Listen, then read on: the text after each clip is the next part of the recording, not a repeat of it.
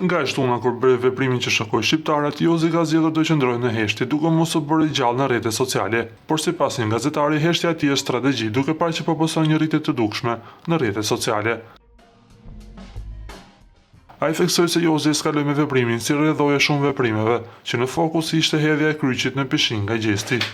Siç e cekëm dhe më lart, rritja e dukshme e Jozit në Instagram vjen si pasojë ndjekësve që mbështesin veprimin e Jozit që bëri natën e gjysmëfinales.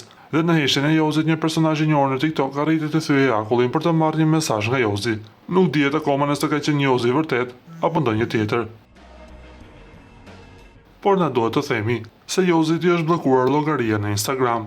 Fancat e gjestit të revoltuar pas goditjes nisën fushatën e raportimit të profileve të Jozit në rrjetet sociale për t'ia bllokuar ato. Duke se këto thirrje të fansave të gjestit kanë pasur sukses, ose mund të kemi të bëjmë me një të pazakon tjetër nga ana e artistit. Me sa duket, fansat e gjestit kështu po e marrin hak ndaj shpullës që Jozi ja dha atij pak para se të dilte nga shtëpia më e famshme në Shqipëri.